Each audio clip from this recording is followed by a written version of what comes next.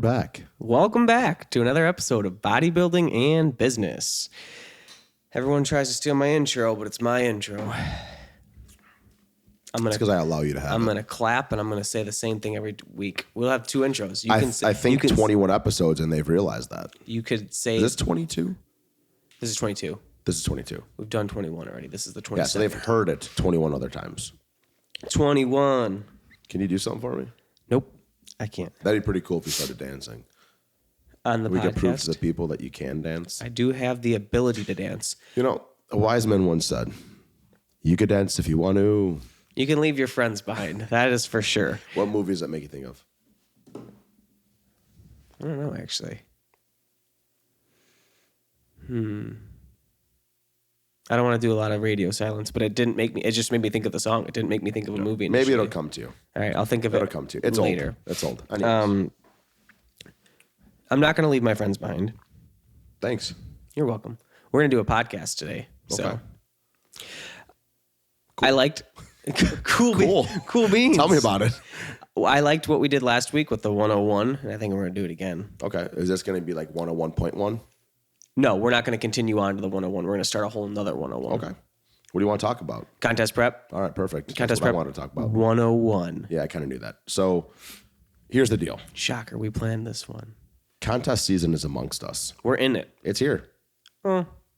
Yeah. Yeah. I mean, this is like I would the say, calm before the storm. Right. I would say May hits, and then it's like you got May. Exactly. What I'm saying is the season has started. Yes, correct. Already a couple shows have gone.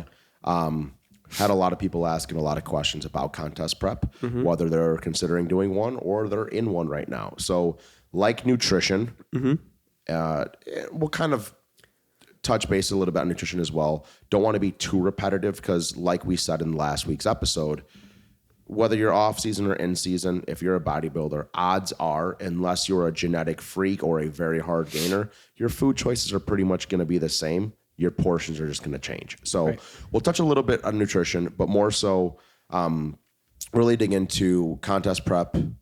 I mean, the basics of it. Yeah.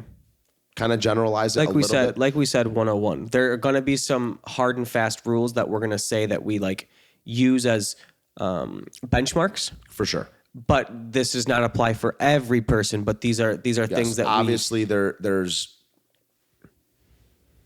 variables that change amongst different situations. But we are going to give you general guidelines, hard, fast rules. This is your typical contest prep, and us as coaches, how we go about approaching it with our clients and what we're looking for. Yeah, because this could be hours and hours long if we tried to consider every caveat possible. So we're going to go basics. I think the first thing going into a contest prep is people might ask, how long should I prep for? Craig, how long should I prep for? That's the most common question I get. Yeah. It's like, hey, man, I want to do a show. I'm like, all right, what show? And it's in 8 weeks. I'm like, let me see what you look like.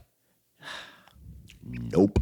First and foremost, you and I, not every other coach, but you and I typically don't do a prep with somebody unless we've had an off season with them or at least worked with them to some extent prior to starting a prep, right? That's the preferred method.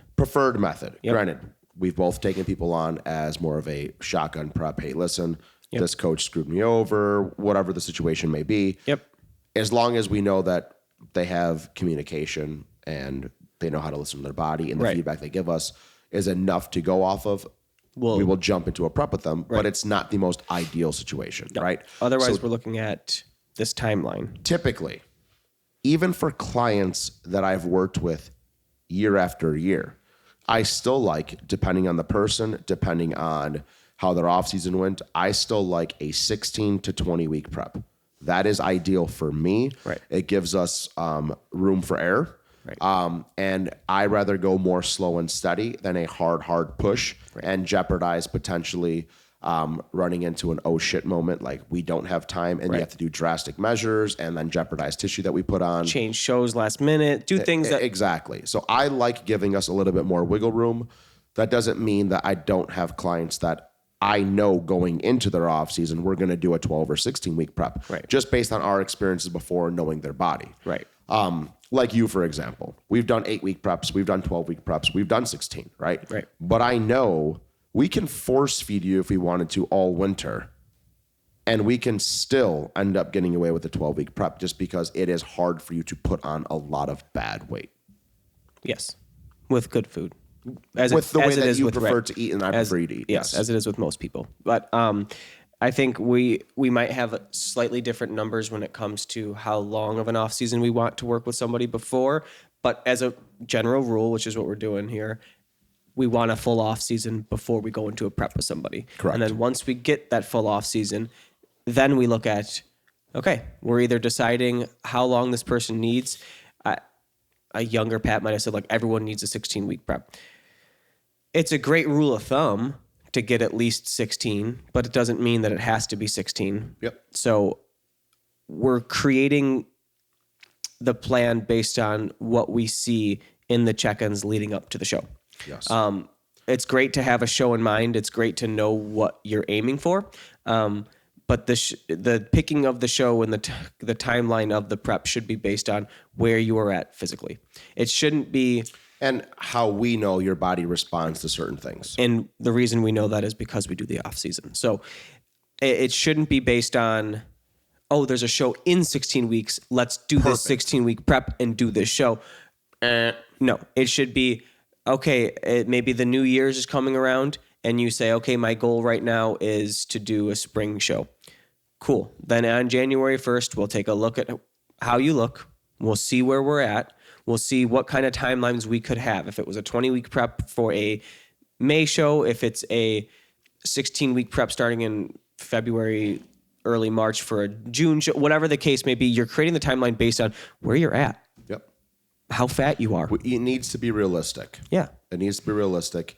And again, you may be ready a little bit early, but great. That's pretty much what we want. We want you to be ready early. We want to be able to go through different carb protocols with you. Right. And again, check your body's response, see what it's going to take to fill you out, because every off season, guess what? Your body is going to change a little bit. Yep. The amount of food that it takes to fill you out opposed to your last show may be different, right? How much food you were currently eating before we started this thing. We're looking at all of those factors before picking a timeline. So not one size fits all. No. But a general rule of thumb, safe bet, is plan for about a 16-week prep, give or take. done. Next. What changes look like going into a prep? Okay. I think we have the same approach. So not to tell each other, but we're obviously explaining to our listeners what our approach is. Initially, some might just say, you're in prep, it's time to cut calories. We kind of sometimes take an approach, depending on the athlete, where we're not just strictly cutting calories. We might be cutting out additives that are extra calories, but we're not taking a hard stance as to, I need to cut 500 calories a day, which will amount to 3,500 calories at the end of the week, which will amount to 1 pound of fat per week, which will be whatever. If it's 16-week prep, that's 16 pounds of fat throughout the prep, or 20 weeks, that's 20 pounds of fat throughout the prep. That's simple math for you guys, but that's not the approach I think you or I both take. No. It's more so, I know you were eating X with maybe 1 to 2 cheat meals, or Yeah, so 1 to if 2 I have- cheat meals in a If I have a client who's doing 2 cheat meals a week, first thing we're doing is we're removing the cheat meals. easy. Hey, you were doing just 15 minutes of steady state or missed cardio. Okay, hey, listen, maybe, again, depending on where they're at, I might bump their cardio a little bit and from the get-go. Nothing drastic, but I might be a 5-minute bump. Just a spark. Hey, listen, we're going to do 20 minutes now, Yep. and you're going to take out your cheat meals. Yep. Done. Just taking out those cheat meals is going to make a big difference. I've had some clients who I do little things like maybe they're eating cereal as their post-workout, and I say, you know what? We're going to take your cheat meals away, and maybe we're going to change your cereal post-workout to an actual meal post-workout so that we're cleaning things up slightly. But I'm not doing that, and I don't think you're doing that, in the sense of, like I said, we're not creating this number of like, no, we're stopping this and we're getting ourselves into a 500 calorie deficit right off the jump. Yeah. We're just letting the body do its own thing. Yep. You're going to get rid of inflammation and extra water weight, and just by cutting out those cheats and those We're trying to get your additives. body to start responding even better to the good foods that we're feeding it. Correct. That could take weeks. Yeah. There's times where I've made that initial change, and for 3-4 weeks, I didn't change a thing I ride it. because the weight just keeps moving. All right, let's run with it. And that's a testament to you athletes out there. I'm not singling anyone out in specific when I say that. I just mean, we just did an episode with an IFBB pro who talked about what it took to be a professional. And she was very adamant about like, what was the story she told us about like eating a cheat meal at her boyfriend's house or something like that. And like, it was an off-plan meal. And even that was hard for her, but she did it because like The mother, right? She did it to like appease the family and yada, yada, yada, right? That was an IFBB pro kind of telling you what mentality she had in her off season where she didn't want to eat off meal plans in the off season. and that's why she was a pro.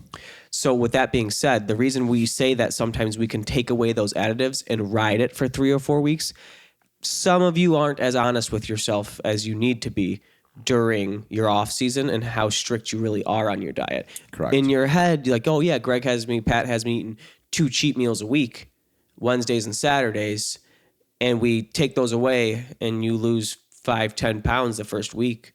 Maybe even more the second week, maybe the third week. You're probably doing binge nights, not cheat meals. And then besides that, you were probably also a little more lax with some of the things. Maybe it was condiments, right. Maybe it was this, maybe it was that, where you were throwing all these extra things in that you really didn't think were adding up, and they were adding up. And this is why the more time, the better. The longer we have to assess why these things are happening, the better. If we only did a 12-week prep and we pull those things and we see these crazy drastic changes in weight, there's not a lot of time to adjust and be like, whoa, what was this person actually eating? You know what's funny? And it's kind of a side tangent, but that's fine. Very relative. Yeah. I hate when you tell somebody a 16-week prep or a 20-week prep or even a 8-week prep. Yeah. Not 8. I don't really tell anybody that. A 12-week prep. Yeah. When you tell them anywhere from this 12 to 20, and you're like, 3 months, 4 months, 5 months, no cheat. Like, this is bodybuilding. Yeah, it's a sport of. You're supposed to be doing this, 1, because you love it. Right. 2, because you want to win. 3, you want to watch your body change. You know how your body changes?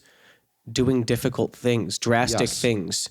Your body wouldn't, if the whole point of this was like, okay, keep eating the same way you're eating the off season, but we're going to expect it to change in 16 weeks. Not going to happen. Why would you? That doesn't make any sense. I would be a fucking pro. Yeah. For sure. But it's such an oxymoron kind of thing, right? Yes. Like I'm going to do the same thing, but I'm going to expect change. It just makes me laugh. It's like, you knew doing a prep was going to be challenging. Did you think that we were not going to give up these cheat meals? We weren't going to change things. Things weren't going to get hard.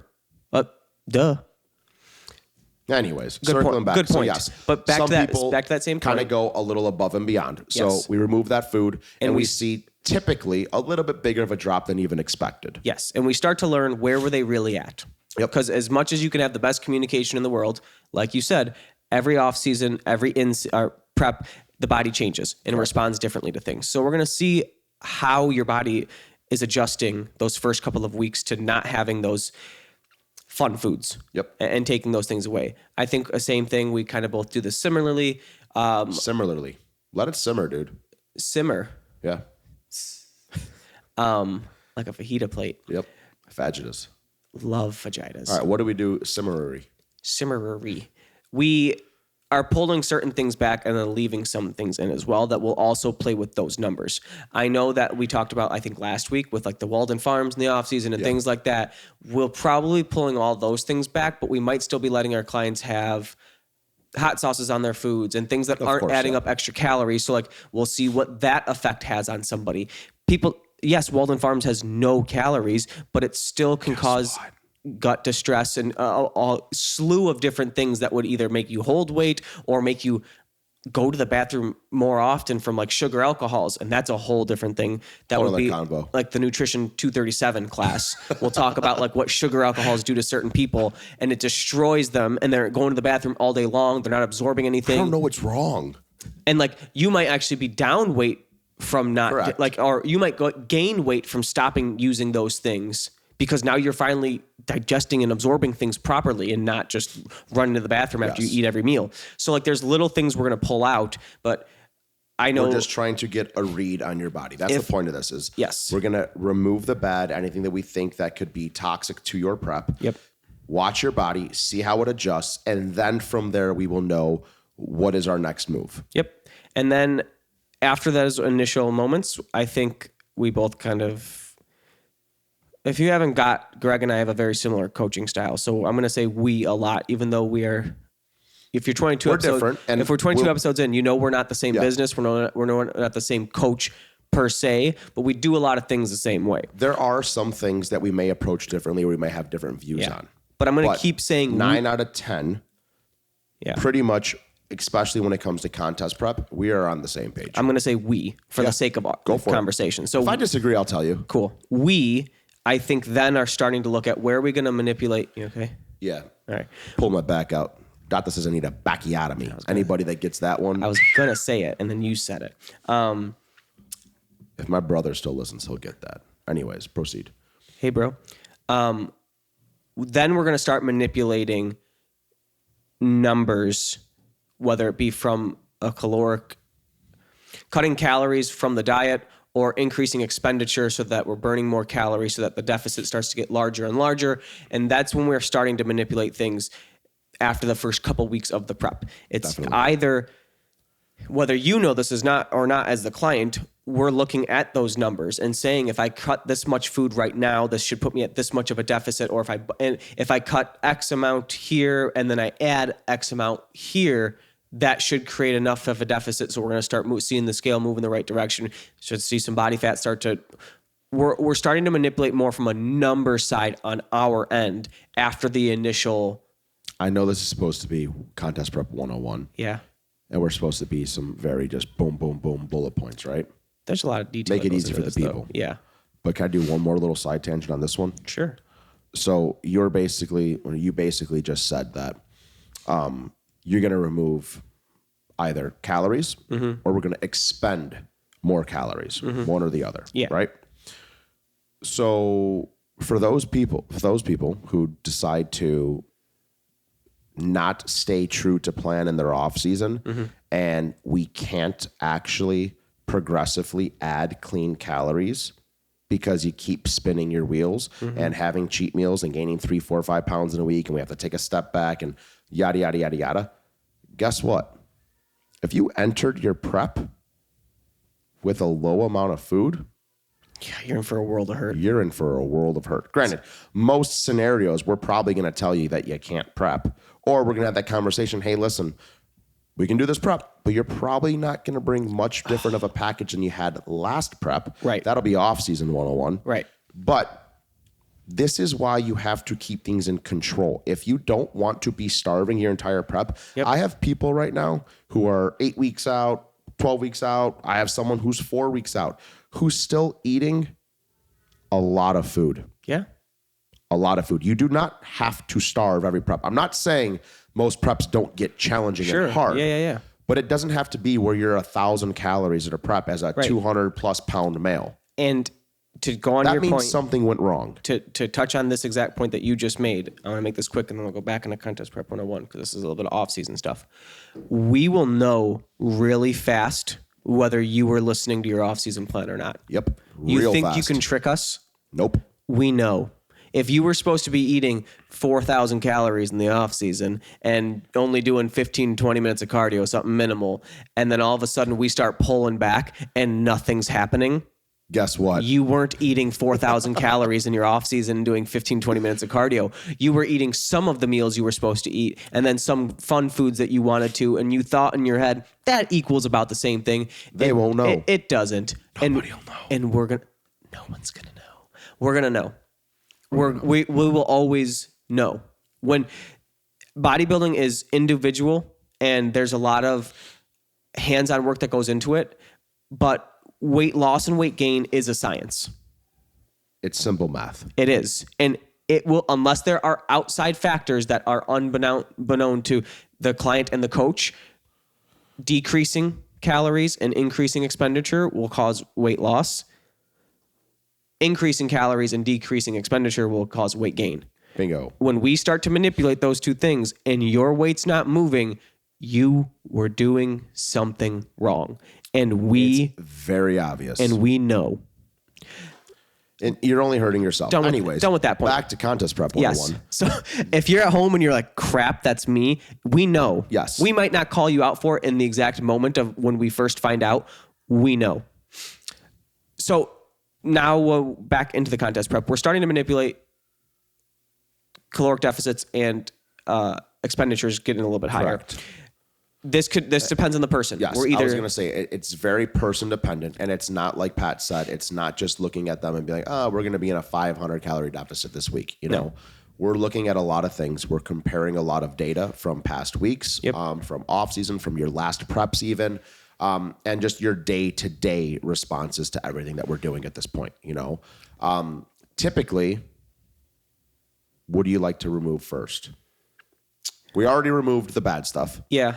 I still want to make sure that I'm completely rid of all of like the froofy stuff. Yeah, that's what I'm saying. After all that's gone. Okay.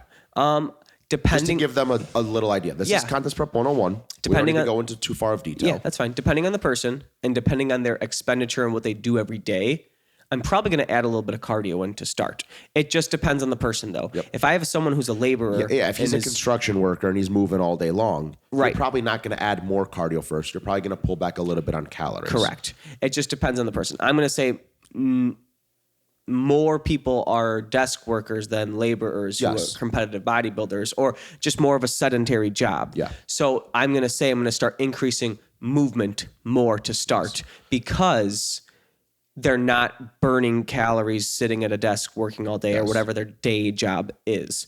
So for me, if I start to see the slowdown of things not progressing the way I want it to, or not even that they're not progressing the way I want it to, it's just time for me to, okay, now we need to push a little bit farther to get things to start moving more. I'm going to start to increase expenditure a little bit without pulling as much food back as possible. Exactly. Not like I'm holding on to all food for dear life. I know we have to get rid of some food, but for me, I'm going to increase the expenditure a little bit and let you eat and let you see feel what full. The body does. Yeah. And then from there, pull back on calories as needed. Agree?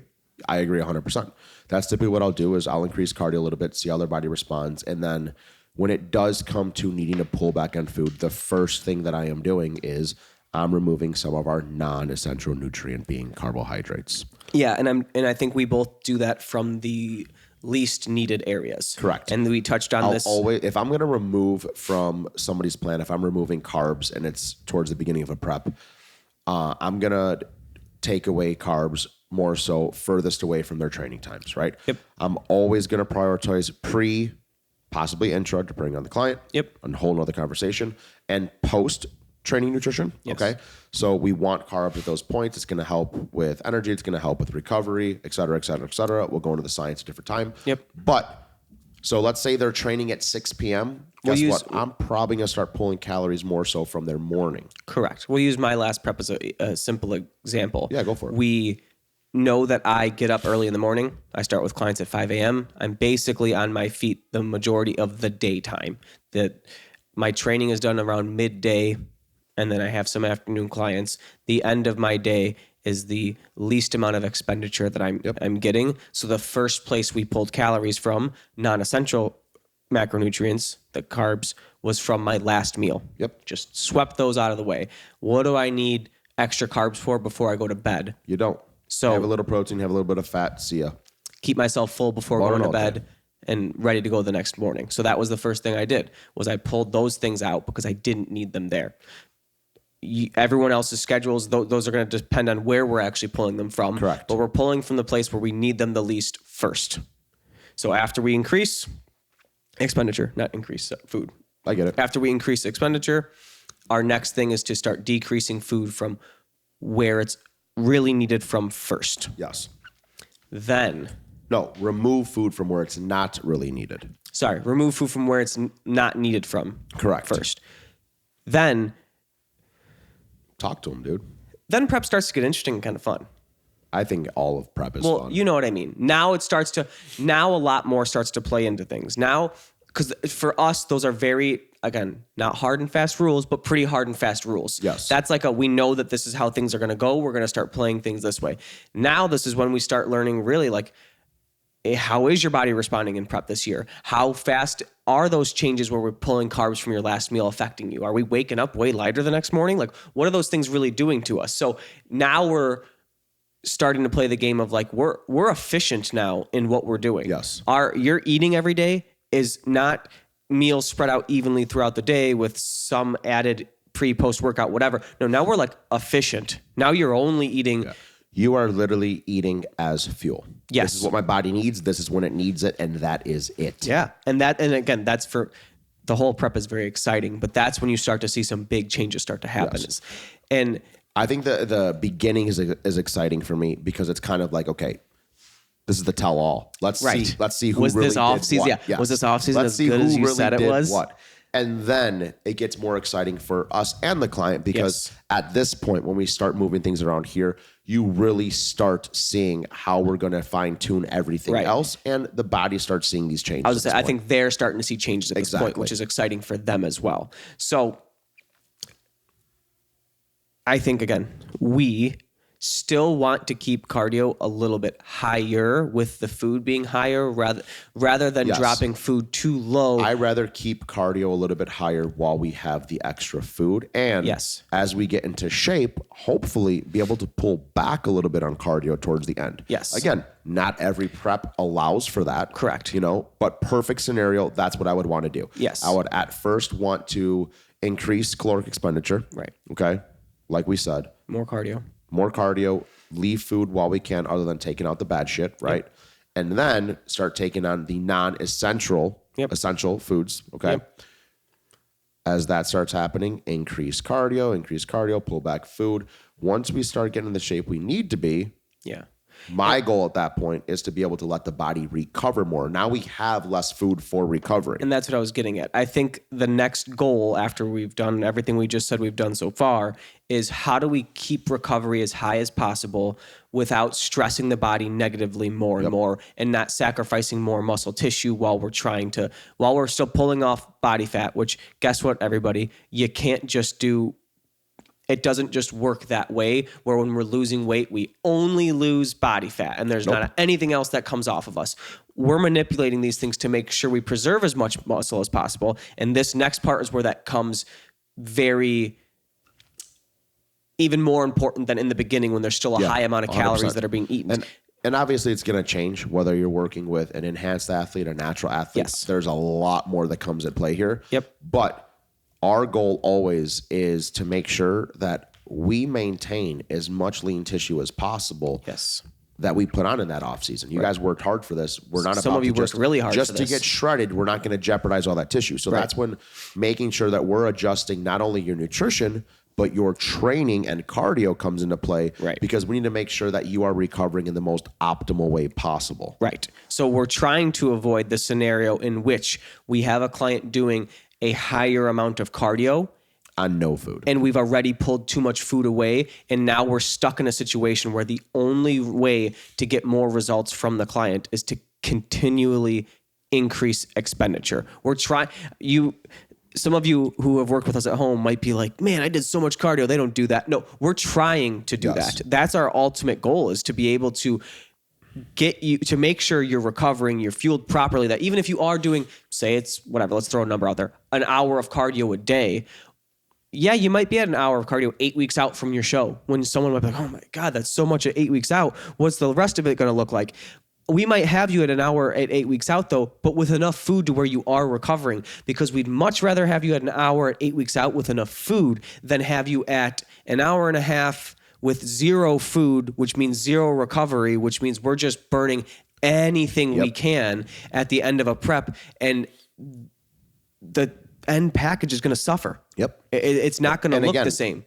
Our goal, as he said, is to not get to that point. Yeah. But there are times where off-seasons didn't go well. Yeah. Or there's hiccups, whether it's clients or coaching error. There's hiccups like people getting sick during prep. They have to take a week or two off. There's a lot of things that happen, injuries, whatever. We're also, now we have to play catch up too, right? Right. Most of us aren't doing this for money. So life will hit us at some point of a prep, and we have to work around whatever's happening in our lives. Yeah. So there's times where it's a must, and there's times where it's a, hey, guess what? We have to play catch up, you know, but at the end of the day, this is bodybuilding. Yeah. I don't care who you are, unless you are the most genetically gifted person. Yeah. Odds are you're doing a contest prep. You're probably going to be doing a minimum of 45 minutes of cardio up to an hour and a half, but hour fasted, 30 post. It happens, right? But here's the idea is to not have to get to that point. Right. But if so, we're making sure that it's at points of prep where we've already been able to. We've exhausted every other option. This is how it should go when you're getting into a prep. Yes, we just threw out some numbers. There was 45, an hour, hour and a half. I was throwing things out. I know. I hear stories of, but back in the day, I mean, Branch Warren doing 3 hours of cardio. Well, I was going to say, here's how it should go. Like, you as the athlete should go to your coach and say, I'm going to do whatever it takes to do this prep. I didn't know you were handshaking. Done. Okay. And that's the end of the discussion. Not, I'm going to do whatever it takes to do this prep. And then he says an hour of cardio and you're like, wait, but my friend only did 45. Why do I have to do... Hey, fuck your friend. Why do I have to do an hour? Or your friend ain't fat. Last prep I only did 55 minutes of cardio. Now I have to do an hour. No. We're going to do everything we can so you don't have to do those things. But when it comes time to do it, we're doing what your body needs to see the results right now. Yep. So in an ideal world for us, we might have you doing a higher amount of cardio, but still eating some food because we'd rather you be eating that food and recovering with the higher amounts of cardio rather than spinning our wheels at the end of a prep. Once we've just worked for 16 hard weeks, but now we're 1,100 calories. Heck, if a girl, maybe less, maybe 900. We've seen some crazy things happen doing 2 hours of cardio, trying to get in shape. And someone's probably going to hear that and go, that's unhealthy. Bodybuilding's unhealthy. It's very unhealthy. Surprise, surprise.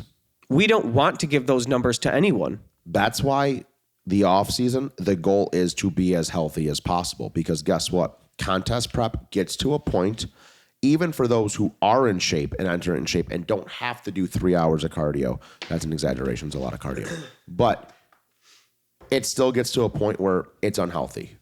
Yeah. Especially for those, like Pat said earlier, who aren't professionals and getting paid to do this right now, who still have full-time jobs anywhere from 8 to 10, 12 hours a day, have families that they have to balance, and on top of that, are doing an hour of fasted cardio, a workout, an hour, another half 30, hour, whatever it is, post-workout, have to go home, grocery shop, prep your food, whatever, and you're on little sleep. Guess what? That's not healthy. Nope. It's not. But we fucking love it. We do love it. But that's the sport, right? And that's I hate, and you know that I hate those. Talk to me, dude. I don't want to call him out by his name because I don't really know the guy. He might be a great guy. I'll say it this way. Mr. I think his name is Dynamite D. Okay, yeah. Mr. Dynamite D, if you ever hear this, I bet you're a nice guy. Sure. I bet you're very intelligent. Actually, I think I know you're very intelligent. You're a good, very high-level coach, which is awesome. But I hate some of the propaganda you put out.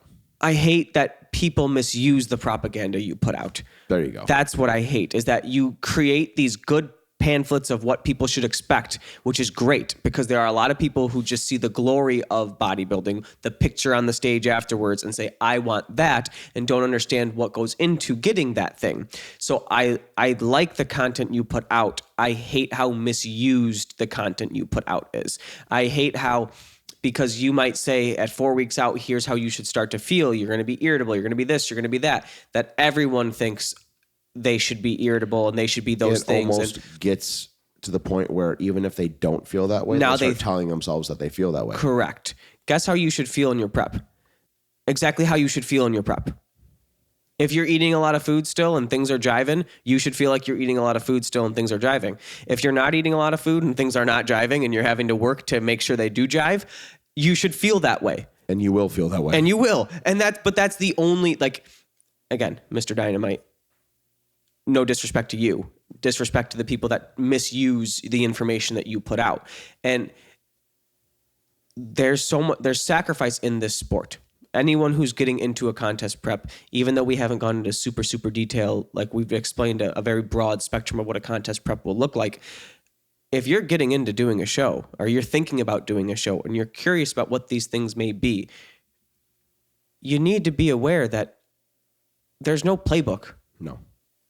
That's a great template that he puts out that says, here's how you should feel at 4 weeks out, or you might feel it 4 weeks out. That's great that 90% of other people might feel that way.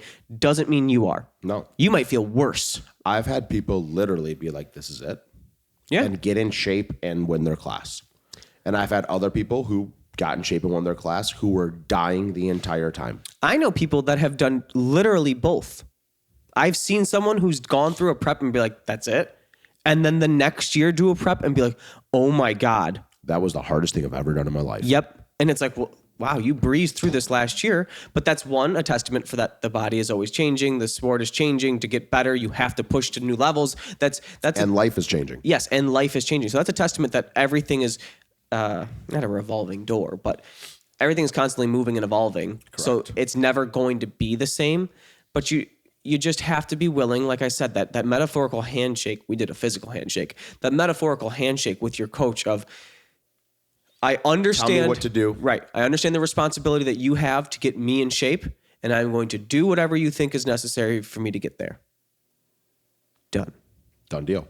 But guess what? Well, people don't like to do that sometimes because everyone's an expert. Well, but I was going to go into, there's something else we didn't touch on really. Oh, what did we not touch on? Training. We talked nutrition. We talked cardio for contest prep. Yeah. Guess what doesn't need to change much? No. You guys are going to hate me for this. Surprise. You guys are really going to hate me for this. I don't actually know if anyone hates me when I do these things. I imagine that everyone hates me when I talk about my preps. I hate you. Yeah.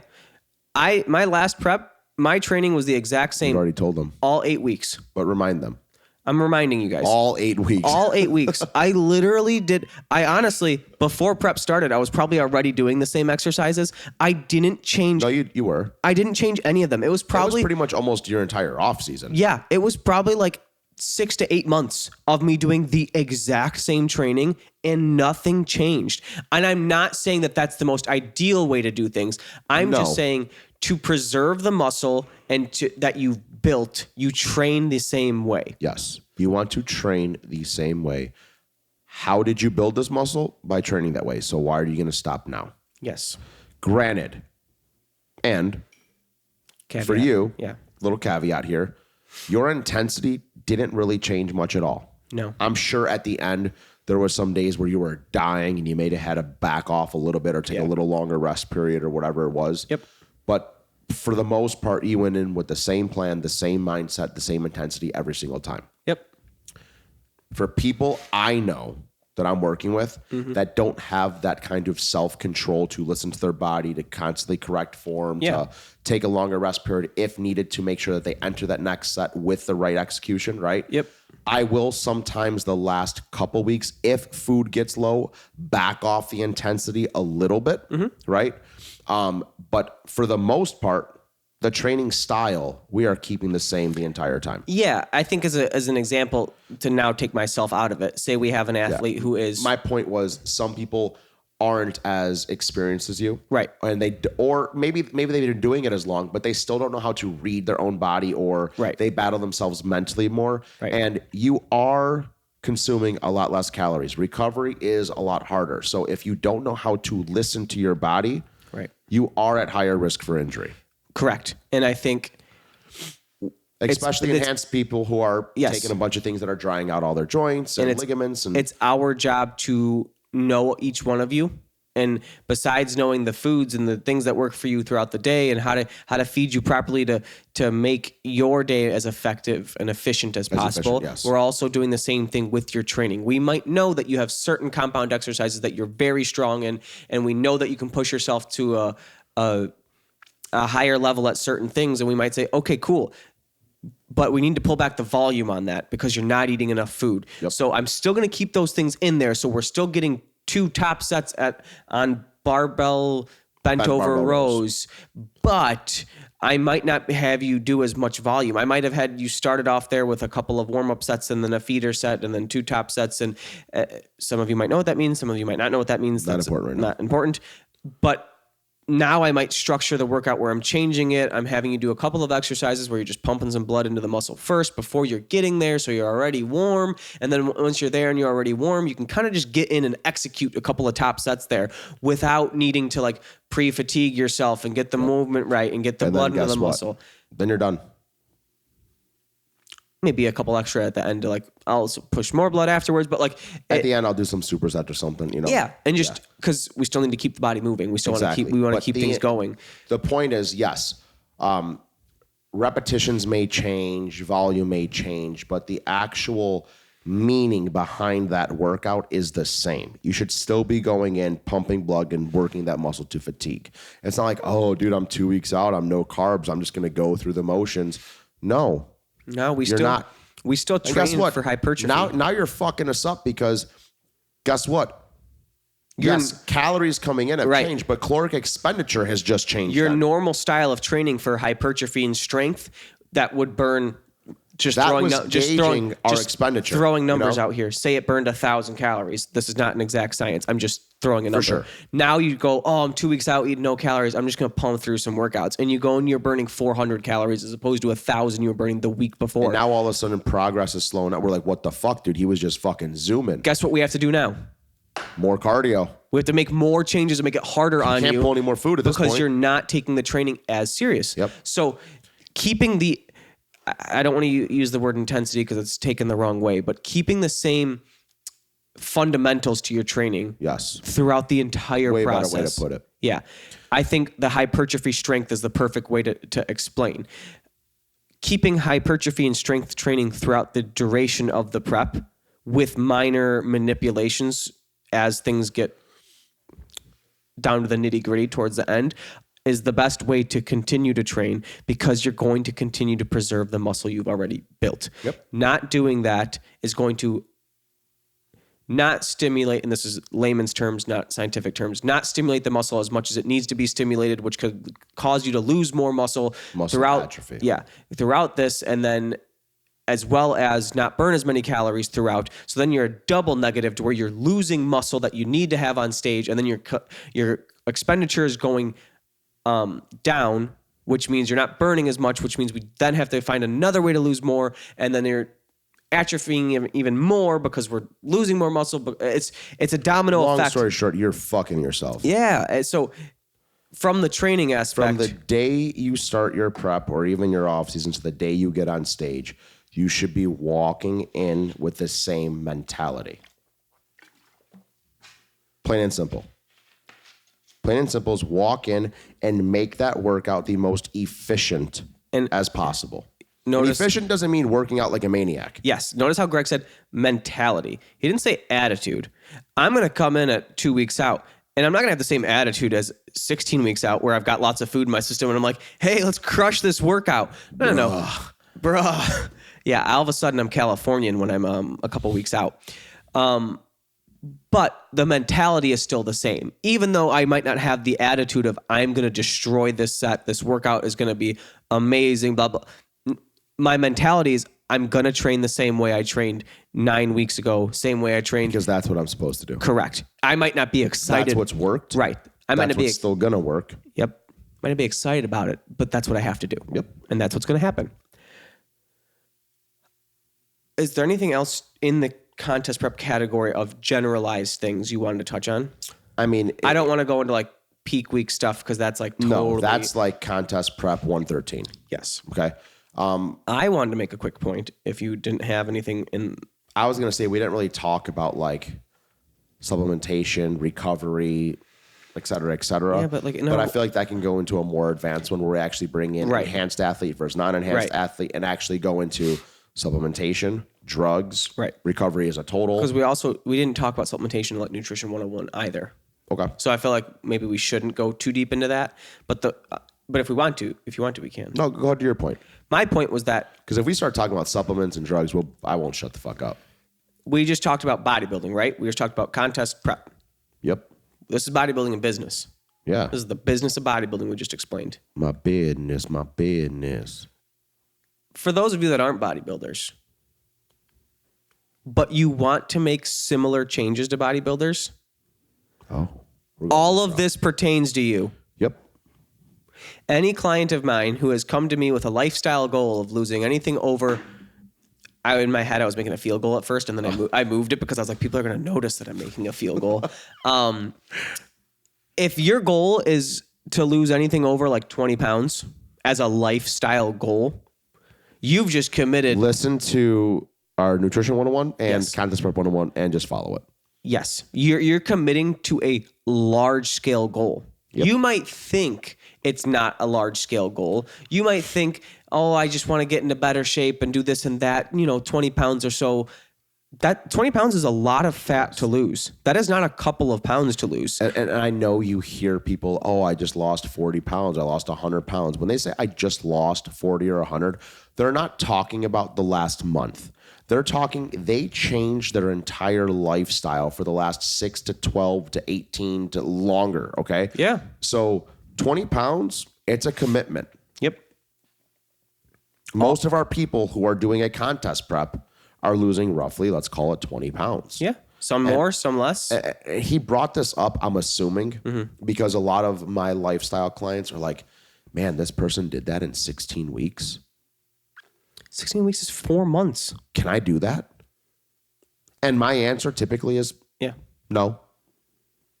Unless you're willing to commit what they are willing to commit. I get and to that's that. the point. I get to that. And I say, are you willing for the next 4 months to not go to dinner with your friends, to not have a drink of alcohol, to not put something in your mouth unless it's weighed, or than a penis maybe.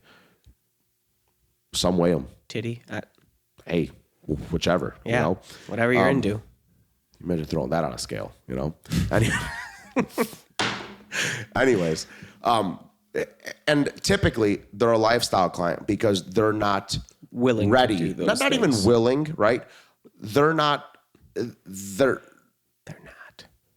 willing. Yeah. Okay. They're not willing yet. But I was going to say they're not trying to be on stage. They don't want to be a bodybuilder, right? Yeah. But I don't think they realize that, hey, yeah, you could lose 20 pounds in the next year and we could play this slow and steady, right?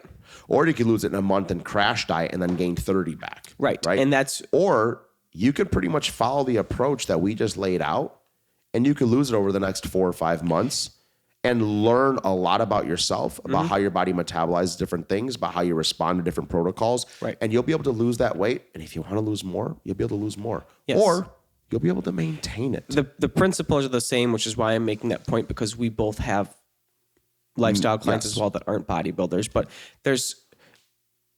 we just dumbed down contest prep, and there's still even more dumbed down things that we didn't even touch on. Like the fact that besides the fact that we want to present as much muscle on stage as... Man, I'm What's wrong with you? Did you jump into Elijah bro? Craig, man. Strikes again. That's not fudge. White. Did you tell him about that gorilla that escaped from the zoo? Staves, white, French silk, French oak staves. That's not French oak. No. That's Kentucky straight bourbon whiskey. Bam. Anywho, back to what I was saying. Besides the fact that we want to preserve as much muscle on stage as a presentation, we're also not even touching on the fact that the more muscle you have on your body, the better your metabolism works on its own. Metabolic rate increases. Because having muscle burns calories. Your metabolic rate. I'm just skipping over that. You cannot talk today. Listen, it's a whole thing. All right. I'm skipping over that kind of stuff. So it's straight vodka. See the pH level? Yep, got it. Vodka. Got it. pH vodka. So there's even a deeper science than the cosmetic thing of what we're doing. We're preserving muscles so that we also look good on stage. We're also preserving muscles so that when you get off stage and you start to eat food again, you still have a metabolism. Yep. Same thing goes for our lifestyle clients who want to lose. It's a bad day. We're going to be done here in about 5 seconds, guys. So that want to He's going to be done. I'll keep going, guys. That want to lose a significant amount of weight. These are these principles that we are still instilling into you, even though, yes, we're bodybuilders and they're bodybuilding principles, but they're things that can help the average person make it to the next level. Because, listen, Becky, who wants to lose 40 pounds, who has zero muscle mass on her body, not literally, but like basically has zero muscle mass on her body. I'm not just going to put her on the treadmill and start pulling her calories back. I'm going to teach her how to train so she starts to build some muscle. So that way, when we do have to restrict calories a little bit, her body is going to have a higher metabolic rate and is going to burn more calories because now she has muscle on her body. Work smarter, not harder. Bingo. What a lot of those people don't understand is that you're actually burning more calories doing for nothing. an extended period of time, doing nothing. Yes. Because of weight training. Yes. To simplify it even more for those listening, right? people want to lose weight and they automatically, even contest prep people. I've had people who've never prepped before and they're like, hey, so like, is it cool if I just work out 3 days a week? 'Cause that's what I have time for. And I'm just going to do cardio 7 days a week in the morning at my house. Because they have a treadmill at home, but they don't have a gym. I'm like, no. But that's most people's mentality. They think that losing weight is just cardio, right? Right. Well, long term, you're going to burn a lot more because of strength training. And a lot of people just don't get that. Guys, look, right now I'm burning calories because today I did some bicep curls. Damn, did you do bicep curls today? No, I didn't work out today. I was going to say. Wednesday's usually a no-go. That's the principle. That's the point behind it, though. And we just simplified something and we still left something out that is even more simple than that because of how simple this really is. Simpletons. A lot of simples. Long story short, what we're trying to get at, guys, this is a very, very basic, generic contest prep 101. Basically telling you guys, hey, it's as simple as this. Yeah. This is how we do it. This is why we do it. Okay. We will have a more complex version going into, we could use either you or somebody else's exact prep as an example and go into when training changed or cardio changed, why it changed, food, et cetera, et cetera, et cetera, and let them follow along the entire process of somebody's prep. Yes. But just to get a general idea of how contest prep works, I think we pretty much covered everything. Yeah. The only other thing, I guess, did you want to give them insight as how we do check-ins as not the actual, like just the process of us doing check-ins as coaches? Yeah. I mean, in one of our Q&As, we went into a question and answer on Q&A, question and answer, we went into a question about check-ins. I don't remember if we specified contest prep clients or if it was just our regular just check-in. I don't remember. But regardless, I pretty much approach all of them the same, right? I'm going to treat my lifestyle clients with as much attention to detail as I'm going to treat my contest prep clients. The only difference is at a certain point of prep, I'm seeing check-ins from my contest prep people way more frequently, right? So with my off-season, in-season lifestyle clients, when I'm doing their check-ins and I'm trying to figure out, okay, how am I going to make changes in their program, right? Mm-hmm. First thing I do, and I saw this in the last one, so not to sound repetitive, but for those who didn't hear that episode, what I do first is before I even read any of their information, any data that they give me from weight to how their week went, if they hit their meals, if they missed a cardio session, whatever it is, I ignore all of that and I watch their videos first or their pictures, but my contest people are sending me videos through their poses. I watch their videos first and I take mental note. Okay, what am I seeing different than I saw last week? And I'll try and remember myself. Yeah. And then I will pull up in their file their last week's video. Yep. And then at that point, I will compare the two. Okay. Then I will try and take into or I will try and make sense of, okay, what changes did I see and why did I think they saw it? How do they feel? Whether it was positive or negative changes. Then I will go into their feedback and I will read that and see how it coincides with what I came up with, right? And then from there, I start making my decision how we're moving forward, okay? So that's how I assess it. That's not going into why or when or how I change their cardio or their training. Right. But those are the first things that I look at. So I'll start it there. Yeah. Is your protocol pretty similar or how do you do it? I'm not as like superstitious about like you make sure you don't read anything at first. I do like to. I don't like things playing with my head. I know. And that's what I mean. That's why not superstitious isn't the right word, but I just meant that's why I'm not like as methodical with that as you are. I do like to go back, especially for contest prep clients. I like to go back the week before.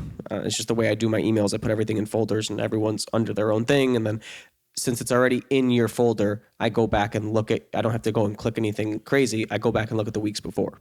I look at the week before, I look at it all again. I remember, I see what the weight was last week. I look at the pictures and I'm like, okay, cool. This is how last week went. Got it. Then I go open the new email and I look at the pictures first. I'm like, oh, okay. Maybe something happened. Maybe something didn't happen. Doesn't matter. But I'm looking at to see if I notice anything just physically first. Yeah. Situation dependent. Then I'm not as methodical then I'll just read the whole thing. Then I'll go and be like, okay, this is what the weight was. This is why they say the weight was, whether it's true, not true, whatever, it doesn't matter. But I like to just make sure I go and see. We trust all of you. I don't trust all of you. I go back and I make sure I look at pictures last week. So I don't like to be too impressionable. The reason I do that is because sometimes when you get into the nitty gritties of prep, people look good. Yeah. And I don't want to open a check-in and be like, this guy looks good or this girl looks good today. I like to go back and look at what they look like last week. I'm like, okay, cool. This is what they look like this week. And then compare what I'm seeing this week to last week. Sometimes I feel like earlier on in my career when I just opened up a new picture and saw someone in shape, your head goes, they look pretty good.